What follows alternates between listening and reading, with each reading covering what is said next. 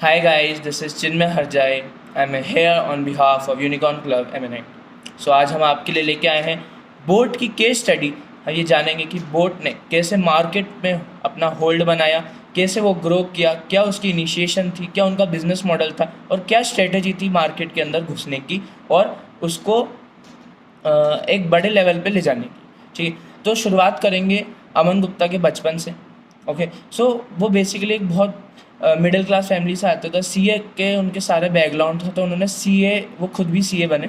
Okay, सो उन्होंने कई सारे बिजनेस चालू करे और बहुत सारे फेलियर्स मिलने के बावजूद उन्होंने अपना बिजनेस बोट भी आगे जाके चालू किया। उनको बैंक से रिजेक्शन मिला, उनके पास रिजेक्शन ज़िंदगी में हर जगह से मिला। एम्प्लॉयज़ ने रिजेक्शन दिया क्योंकि क्या है बोट, उस वक्त क्या थी बोट, लोगों को विश्वास ही नहीं था कि आगे जाके क्या कर सकते। एम्प्लॉयज़ ने रिजेक्शन दिया, बैंक्स ने रिजेक्शन दिया क्योंकि उनके पास कोई एसेट नहीं थी जिसके लिए वो लोन ले सकें। In spite of all that rejection, वो आज मार्केट में 35.8% मार्केट होल्ड करती है ईयरफोन्स के मामले में, और वो 2021 में 1500 करोड़ का रेवेन्यू जनरेट कर चुकी है और आज की डेट में जो 2100 करोड़ का रेवेन्यू है। सो उन्होंने वो कैसे किया, ये काम उन्होंने कैसे किया।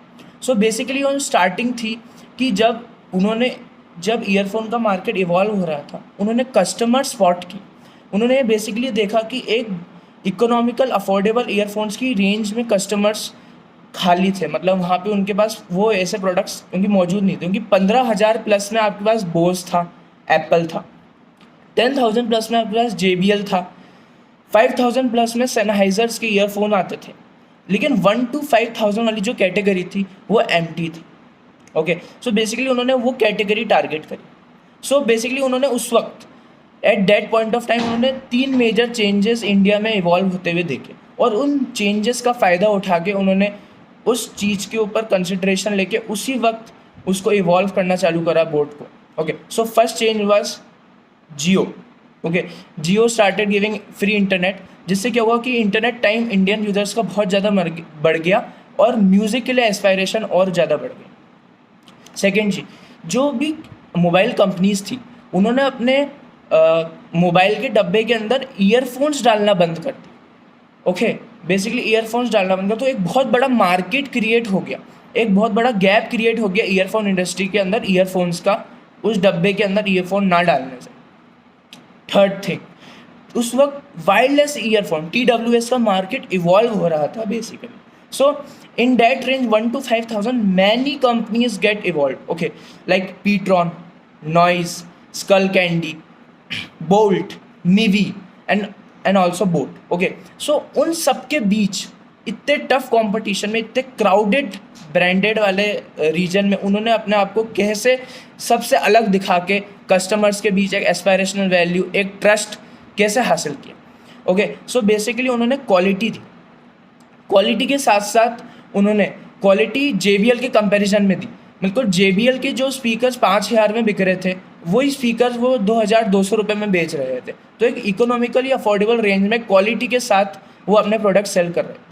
और जब बात आती है कि वो जो सस्ते वाले से पीट्रॉन के 750 के ईयरफोन्स आते हैं, उनसे कंपैरिजन में वो कैसे आगे बढ़ा। सो दे use celebrity endorsement. Okay, Hardik Pandya, Rishabh Pant, Shikhar Dhawan, Guru Randhawa, Neha Kakkar, Kiara Advani, इन सब के ज़रिए उन्होंने कस्टमर्स के बीच एक एस्पायरेशनल वैल्यू क्रिएट करी अपने प्रोडक्ट के लिए, और उसे एक लाइफस्टाइल प्रोडक्ट के तरह बेचा। सो बेसिकली कस्टमर्स जब वो प्रोडक्ट्स को चेक करते हैं, तो उन्होंने क्या करा कि उनको अपने जो एंडोर्समेंट, अपने सेलिब्रिटी जो उनकी फेवरेट है, तो उनके बेसिस पे उन्होंने बोट के स्पीकर्स को रेट करना चालू कर दिया। सो दे ऑल्सो बोट के स्पीकर्स को रेट करना चालू कर दिया, और उन्होंने अपने बहुत ज़्यादा स्टाइलिश स्पीकर डिज़ाइन करने लगे जो बाकी कंपनीज़ के रेस्पेक्ट में। सो बेसिकली हम इससे क्या सीख सकते हैं अपनी लाइफ में, अपने बिजनेस के लिए क्या सीख सकते हैं। सो हमें ये सीखना है कि कैसे उन्होंने वो तीन चीज़ें टारगेट करी जो उस वक्त मार्केट में इवॉल्व हो रही थी। ओके, और कैसे हमने प्रोडक्ट को आउटशाइन करा। क्योंकि देख, उन्होंने कोई नया इन्वेंशन नहीं किया था ईयरफोन का, उन्होंने इम्प्लीमेंटेशन उनका यूनिक था। Okay, how they implemented, how they do endorsement as they use to advertise their product. Okay, so basically उन्होंने मार्केट में अपनी पोजीशन ऐसे हासिल करी। तो हम इससे ये भी सीख सकते हैं कि जीवन में रिजेक्शन बहुत मिलेंगे, लेकिन हमेशा हमेशा आगे बढ़ते रहना चाहिए। तो ऐसे ही हम बोर्ड की केस स्टडी से ये सब सारी चीज़ें कंक्लूड करते हैं कि we can progress even after all hurdles in life. Okay, so thank you everyone. We'll back with more case studies. Subscribe, like and share.